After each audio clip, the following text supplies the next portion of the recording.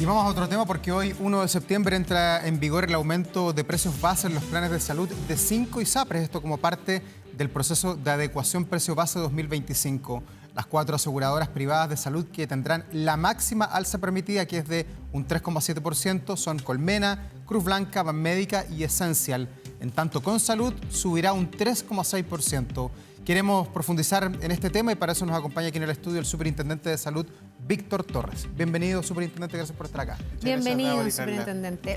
A ver, ¿a qué responden estas alzas de las ISAPRES? La gente dice, pucha, me siguen subiendo mi plan. ¿Por qué? Bueno, hay que recordar que existen dos alzas habituales en los planes de ISAPRE. Una de ellas que ocurre anualmente, que es la adecuación de los precios bases, y la otra que ocurre cada 3 años, que es la prima GES, cuando sale un decreto GES con nuevas patologías que se van incorporando. Y en este caso particular, lo que hay que recordar es que el alza no es completa, digamos, al precio final, sino que a un componente del precio, que es precisamente el precio base, queda excluida de esta alza o el porcentaje, por ejemplo, la prima GES, la prima de menores de 2 años, la prima extraordinaria, a las que no se le aplica este 3,7%. Por eso que al final, cuando uno revisa, va a ser menos el porcentaje de alza respecto a lo que paga. ¿Ya? ¿Y qué es lo que se mide acá? ¿Cómo se llega a este 3,7%, 3,6% en alguna? Hay ISAPRES como Nueva Más Vida y Día 3 que no van a subir nada. ¿Cómo se hacen esos cálculos que son de repente un poco enredados? ¿Tienen algo que ver con el IPC del INE o nada que ver? Bueno, lo primero a decir es que estos planes están en UF, por lo tanto, tienen reajustabilidad mes a mes, ¿ya? Pero los gastos o los costos en salud habitualmente son mayores al IPC, por lo tanto se permite una alza por sobre el valor del IPC. Para poder alzar, las ISAPRES tienen que demostrar haber tenido una variación de costos que les permita alzar. Entonces, ¿qué es lo que hacemos nosotros? Primero, la ley nos otorga la posibilidad de establecer un techo como promedio del sistema, que es el ICSA, el indicador de costos de la salud, y que en este caso ha sido 3,7%. ¿Ya? Eso significa que ninguna ISAPRE puede pasar de ese porcentaje. Pero además hay algunas que tienen la posibilidad de alzar menos o eventualmente de no alzar, y eso va a depender de lo que nosotros verifiquemos individualmente. ¿Ya? ¿Qué verificamos? La variación de los costos operacionales entre 2 años. ¿Qué es lo que hubiese ocurrido si es que nosotros no hubiésemos tenido ni el ICSA ni la verificación? Por ejemplo, la ISAPRE esencial habría subido 7,7%. Esa era su variación de costos, pero el ICSA le pone un techo. Y eso ¿ya? es lo real en el fondo. O sea, es verdad, cuando las ISAPRES dicen mi costo subió.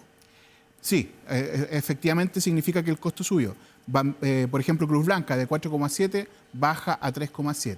Pero también tenemos otro caso, ¿ya? Cuando las ISAPRES son eficientes y por lo tanto su variación es negativa, entonces en ese caso las ISAPRES no pueden alzar.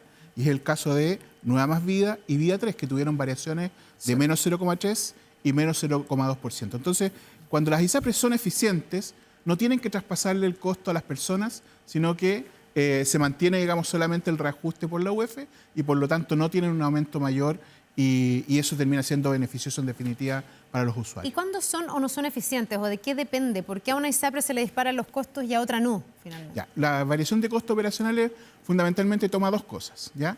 Los costos del gasto, digamos, en SIL, licencias médicas, y de las prestaciones. Fundamentalmente son esos dos elementos. Entonces, por una parte está la capacidad negociadora de la ISAPRE para conseguir mejores precios con sus prestadores, ¿ya? El control que tienen, por ejemplo, de las licencias médicas también va a incidir. Hemos visto claramente cómo es el gasto, digamos, en licencias médicas, en algunos casos bien y en otros casos mal utilizado, y por lo tanto es importante el control que se haga ahí. Y finalmente la forma en que las personas usan el sistema. En la medida en que uno más usa el sistema, obviamente que termina encareciéndose más al año siguiente porque aumentan en definitiva los gastos. Entonces uno tiene que también aprender a usar el sistema cuando realmente lo requiere y no cuando no es necesario. Y aquí se evalúa la calidad del servicio porque, claro, una persona puede estar afiliada a la ISAPRE y dice, bueno, me la suben y más encima cada vez que quiero atenderme no me quieren reembolsar, me cuestionan todo, no me pagan la licencia médica, no me pagan el kinesiólogo, que siempre hay problemas con aquello. ¿Se evalúa ese servicio a las personas? No, en este caso la variación es solamente de los costos operacionales, no hay ningún link que esté relacionado con la calidad, como tú dices, de la atención. Pues no es mucho porque 3,7% más el IPC. O sea, estamos casi en un 8% lo que han subido en un año las ISAPRES. Sí, claro. El año pasado fue 7,6, de hecho. No sé mucho. Si fue alto, ¿no? El punto es que es importante entonces el control de costos y ahí la ley corta de ISAPRE estableció precisamente medidas para que las ISAPRES pudieran controlar sus costos. Y por eso que tenemos 2 ISAPRES que hoy día solamente que no pueden alzar, digamos, porque tienen variaciones negativas. y solamente fue 3,7, la mitad de lo que comparamos en comparación, digamos, al año pasado. Hubo una tendencia a la baja que yo espero que se mantenga también para el próximo año por esas medidas. Superintendente, qué importante que usted diga que es verdad que las ISAPRES aumentan sus costos y que incluso este indicador los contiene, porque le voy a leer declaraciones que leí del senador Juan Luis Castro, que me llaman la atención porque dice: esto es un aprovechamiento de las ISAPRES de buscar todo resquicio en la ley corta para reajustar los precios y es francamente indebido. Dice, no se puede seguir castigando a los afiliados. Y esto es lo que señala: a partir de los rangos legales, ellos lo llevan al tope para poder tener más ganancias a costa de los usuarios. Sería al revés de lo que está diciendo usted en el fondo, porque lo que dice él es que este 3,7 les permite llevar al tope a ese techo y cobrar lo máximo a los afiliados. No, es que el sistema opera con esos dos techos que les mencionaba. Primero el ICSA, que es el promedio del sistema, y luego la verificación individual. Cuando uno va a la verificación individual, si tú me permites, yo te puedo leer los resultados de todas, porque son públicos. Colmena tuvo 4,7%, baja al 3,7%. Cruz Blanca 4,7%, baja al 3,7%. Banmédica 4%, baja al 3,7%. Con Salud 3,7%, pero subieron 3,6%. Ellos tuvieron ahí una decisión de subir un poquito menos. Y Esencial 7,7%, baja al 3,7%. Por lo tanto, no es que hayan ido todo al tope, que pasó la primera vez. ¿Pero cuál sería el aprovechamiento entonces y el resquicio legal que estarían ocupando las ISAPRES para seguir castigando a los afiliados? No podría yo responder aquello porque no fueron palabras mías. O sea, ¿usted no está de acuerdo con esa interpretación del senador? No estoy de acuerdo porque aplicado a los dos techos, como les decía recién, primero logramos bajar esas variaciones que fueron más altas a un valor menor. Pero además, las dos ISAPRES que tienen variaciones negativas, si no existiera esta verificación individual, esas podrían haber ido al techo. Si esas hubiesen llegado, por ejemplo, a alzar 3,7, se habrían aprovechado eventualmente de llegar al techo.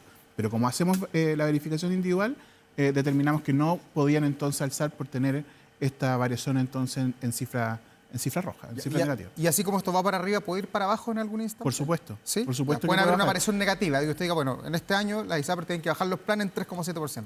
No. Eso ahí no. La ley sería el sueño de muchos. Pero sí, claro.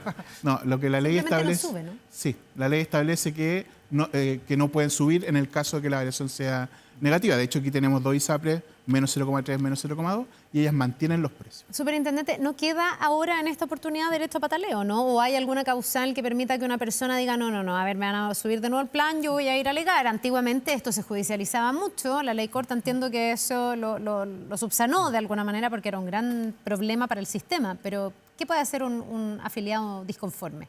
Bueno, lo que pasa es que al existir estos dos techos, habitualmente los recursos en los tribunales no prosperan, porque antes de la existencia tanto del ICSA como la verificación, las ISAPRES podrían haber subido lo que quisieran y habitualmente no justificaban por qué subían. Claro. Hoy día, al existir entonces esta verificación doble, habitualmente ya no prosperan los reclamos en la Corte. Ahora, si a alguien le suben más del 3,7%, si alguien no recibió la carta, si alguien, por ejemplo, donde se dice que no puede subir, en las dos ISAPRES que hemos mencionado, le suben igual el precio, claramente puede reclamar.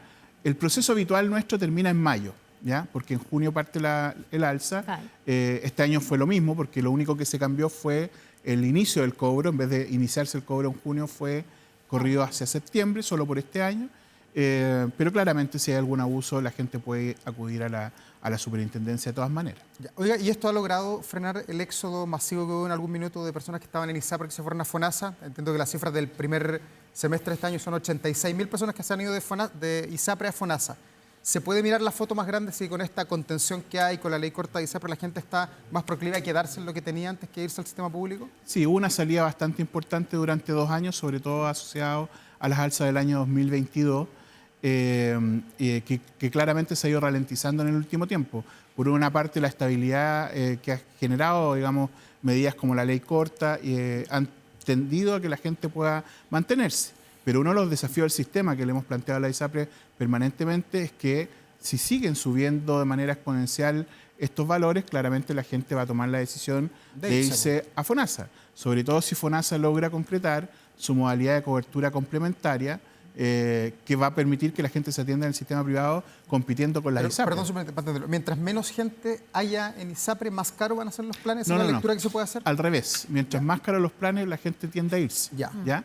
Y eso genera un problema, porque la gente que se va habitualmente es la que tiene menos problemas de salud y, por lo tanto, la que aportaba netamente recursos al sistema. Por lo tanto, es un desafío importante para la ISAPRES hacerse más eficiente y tratar de no subir los planes Sí. menos en Si me- estos niveles. Permítanme aportar un dato, porque estaba A ver. leyendo que el sueldo mínimo que necesita una persona para ingresar a una ISAPRE casi se duplicó en los últimos 5 años. O sea, si en el 2020 una persona de 30 años necesitaba 462.000 pesos líquidos para cubrir el plan más barato del 7%, hoy día necesita 865.000. O sea, cada día menos gente puede acceder a un servicio que es cada vez más caro. De hecho, hoy día estamos en 2,5 millones de afiliados y en algún momento tuvimos más de 3 millones Sí, de claro, afiliados. claro. ¿Y esto hace sostenible el sistema?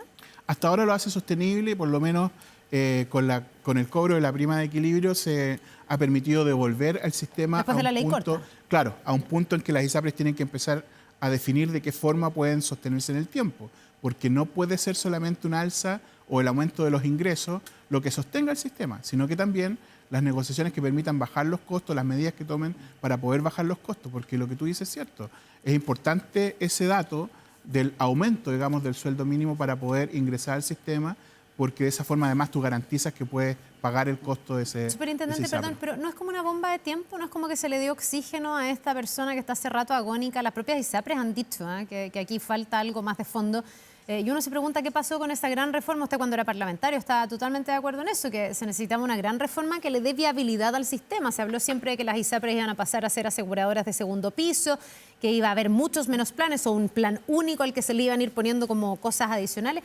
Nada de eso ha pasado y hoy día mucha gente nos mirará y dirá, hicieron una ley corta, toda la discusión que vimos y sigue siendo básicamente lo mismo. Me llega una carta, me suben el plan y si es que puedo pagarlo me quedo y si no puedo me voy. Y la ISAPRE hasta el cuello también con los costos. Bueno, dos cosas. La primera es que a mí me sigue gustando el modelo de seguros de segundo piso con un seguro único de primer piso, un fondo único de salud que maneja el 7%. Ese modelo que es el modelo de Corea del Sur y que siempre lo he planteado de manera constante, es el que a mí me parece más eficiente, ¿ya? Sin embargo, la contingencia llevó a tener que enfrentar la situación que estaban viviendo las ISAPRES porque si no se generaba un problema bastante mayor, se podía generar un caos importante con impacto en las coberturas de las personas, lo que hubiese sido realmente algo problemático. Eso llevó muchísimo tiempo poder sacarlo del Congreso. Recordemos que las ISAPRES, antes de las sentencias de la Corte Suprema, venían acumulando 300.000 millones de pesos de pérdida, ¿ya? Y luego de la aplicación de la sentencia de la Corte, los ingresos disminuían en un 20%, además de tener que pagar la deuda que se calculó, ¿ya? Por lo tanto, toda esa suma de cosas hacían que el sistema no tuviera la posibilidad de poder continuar y por lo tanto el impacto que iba a generar será demasiado grande. En ese contexto es difícil hacer una reforma. Por lo tanto, hoy día, cuando ya se empieza a estabilizar el sistema, yo creo que es un momento para poder discutir reformas más de fondo, quizás en el próximo gobierno. Pero en este sí se presentó un proyecto de ley que está en la Cámara de Diputados, al menos para avanzar en la eliminación de las preexistencias y poder avanzar hacia un plan único. Ya, pero en este septiembre, estamos 1 de septiembre, se cumple un año ya de la entrada en vigor de la ley corta, que significó el fin de los excedentes, la devolución de las plata que se habían cobrado de más. ¿Ha funcionado bien todo el cronograma que se tenía para desarrollarlo? ¿Hoy día el sistema es mejor que lo que era hace un año? O sea, el cronograma que tendía a estabilizar el sistema claramente se ha cumplido y de a poco ha ido rindiendo tanto ¿Y ha tenido en el los resultados pago. que se esperaban? Sí, sí, sí. Ahora, eso no significa que el sistema esté estructuralmente bien, porque sigue existiendo, como decía Carla muy bien, los mismos problemas de fondo, que son problemas estructurales que requieren de una reforma más de fondo que hay que discutir una vez que esto esté estabilizado. Ya, y esto, en el fondo, ¿qué debiese pasar en el corto plazo? Que sigamos con este sistema más o menos como está. Entiendo que hay algunos proyectos en el Parlamento que pudieran hacer algunas mejoras, pero no sé si al nivel que se había planteado al comienzo del gobierno y gobiernos anteriores también, si la crisis de las ISAPRES viene hace cuántos años. Mucho. Muchísimo. Esta discusión se abrió en el año 2010. Luego hubo una sentencia del Tribunal Constitucional que estableció que las tablas de factores eran ilegales. No sé si ustedes se acuerdan que ahí Sí, se estableció perfecto. discriminación de hombre en mujer, etcétera, ¿no? De ahí se comenzó a discutir un poco la necesidad de una reforma. Ha sido muy, muy difícil. Ahora, este gobierno presentó un proyecto de ley, como decía recién, que se hace cargo al menos de la eliminación de las preexistencias y avance hacia la creación de un plan único de salud que está en la Cámara de Diputados.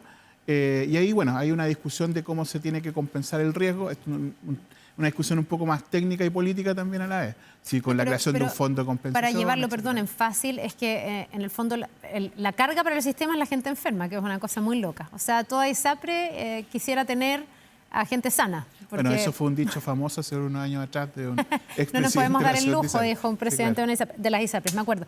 Pero en el fondo es eliminar las preexistencias para que la gente no esté cautiva de su ISAPRE, se pueda ir otra, pero que entre todas asuman el costo de lo que significa mantener a personas enfermas. Eso, claro, un poco para llevarlo como a chileno fácil. Sí, una buena traducción, digamos, de la idea del proyecto de ley.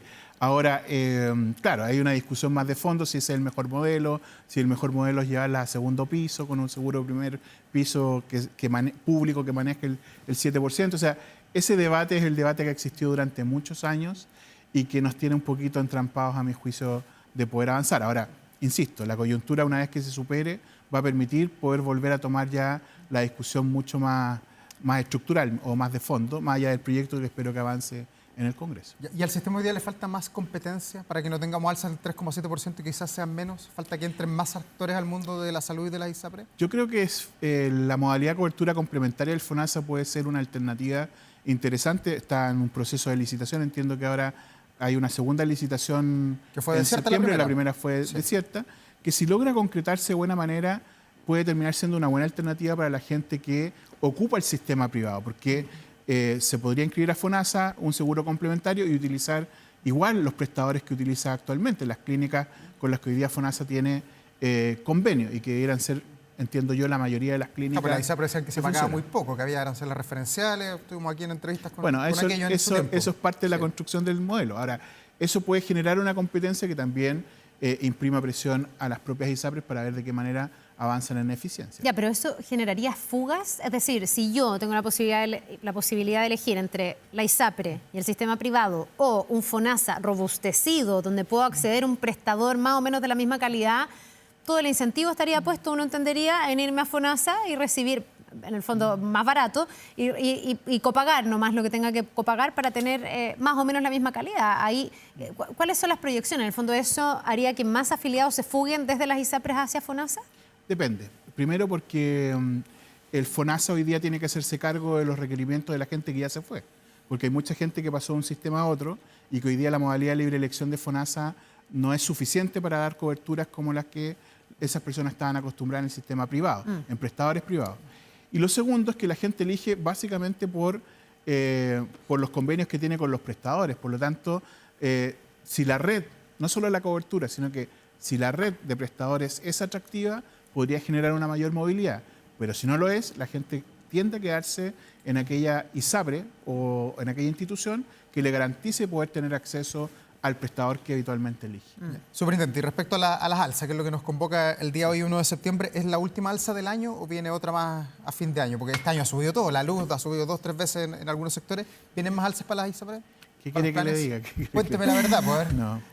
Bueno, yo le decía recién que hay 2 alzas que ocurren habitualmente en las ISAPRE. Uno es la alza anual, que es la de precio base que estamos viendo ahora, y la otra que está asociada a la prima GES, ¿ya?